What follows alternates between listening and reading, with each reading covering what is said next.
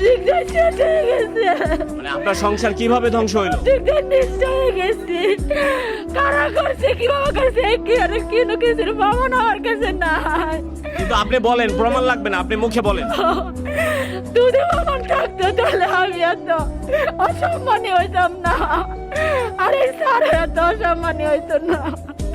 আপনাকে সবার কাছে আমার একটা অনুরোধ, অপরাধ করছি ঠিক আছে, কিন্তু আর আমার কথা করেন না যে অসম্মানী আরো অসামাজিক কার্যকলাপ করছেন। এটা হয়তো আগের ভিডিও কেউ না কেউ তো আগের ভিডিও কিন্তু ওনার সাথেই তো ঘটনাটা নাকি?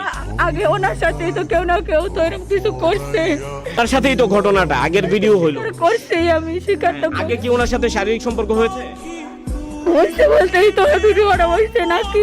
এটার জন্য দায়ী কে? মানে আপনি না আপনার হাজবেন্ড নাকি ওই যে এই শিক্ষক? এটার জন্য দায়ী কে? উত্তর আমার কাছে জানা নাই।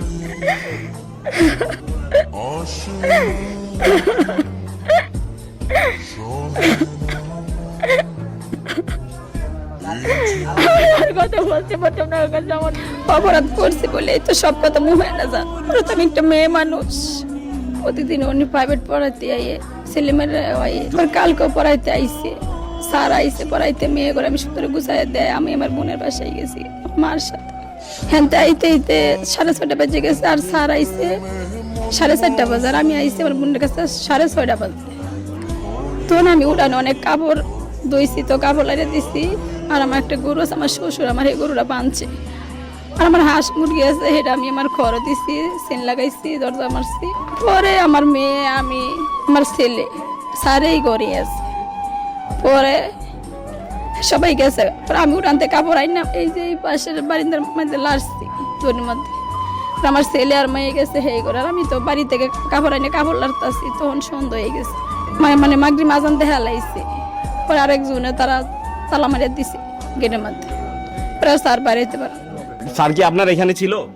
হ্যাঁ, অনেক দিন না, হ্যাঁ। কিছুদিন ধরে পরের সাথে প্রেমের সম্পর্ক না, অপরাধ করছি বলে তো সব কথা মুখে না যান। প্রথমে একটা মেয়ে মানুষ, আপনারা বোঝার চেষ্টা করেন।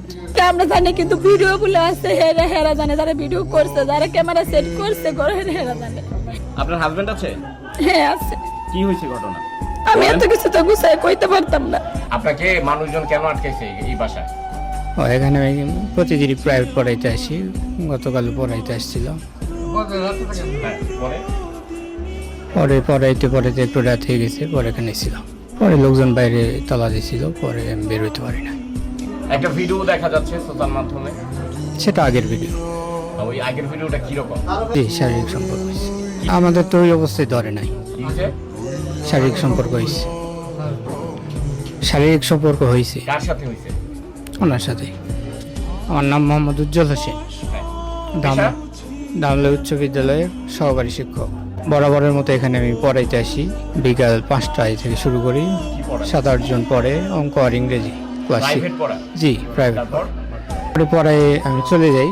পরে গতকাল আমি একটু পড়াইতে দেরি হয়েছিল, এই জন্য ছিলাম আর কি।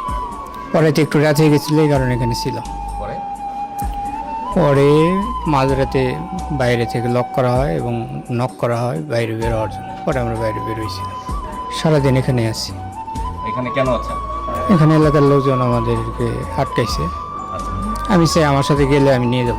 ওনার সাথে আপনার কি মানে প্রেমের সম্পর্ক গড়ে উঠেছে? না, প্রেমের সম্পর্ক হয় নাই। প্রেমের সম্পর্ক না, তাহলে কি সম্পর্ক? শারীরিক সম্পর্ক হয়েছে। শারীরিক সম্পর্ক হয়েছে? জি। মানে ওনার সাথে কি কোনো কমিটমেন্ট ছিল, বিয়ে করবেন এই ধরনের কোনো কমিটমেন্ট ছিল? কমিটমেন্ট ছিল। ওনারও শারীরিক সম্পর্কের প্রয়োজন, আপনারও প্রয়োজন, এরকম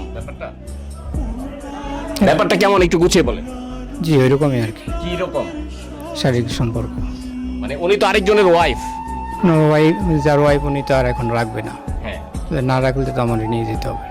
জি, বিয়ে করবো। আপনারা যখন পরকিয়া করো তখন মনে থাকে না যে পরকিয়া করলে কি হয়। এখন মাথার জিনিস বাইরে গেছে তো, এখন কত আবেগের কথা কইবেন, জিনা করতেছে, জিনার বিচার ছেড়ে আর কত কিছু কইবেন। আপা জামাই যেমন বিদেশ গেছে সেমন আপনার মাথা খেয়াল ছিল না যে কি করলে কি হইব, কি না করলে কি হইব না। পোলাই তো আপনার ফাও দিলে আপনার খেয়াল করবে, বাকিটা ইতিহাস আর কি কম। ফাও পাইলে তো সবাই পরোটা, নাস্তা, বিরিয়ানি সবই খাইবো, আলুর চপ, সিঙ্গারা সবাই খায় ভাই ফাও পাইলে। আর আপনারা ফাও পাইলে খাইবো না, এটাই ভাই। জ্ঞান দেন, আবেগ দিয়ে খেলেন না মাইসের, বুঝছেন?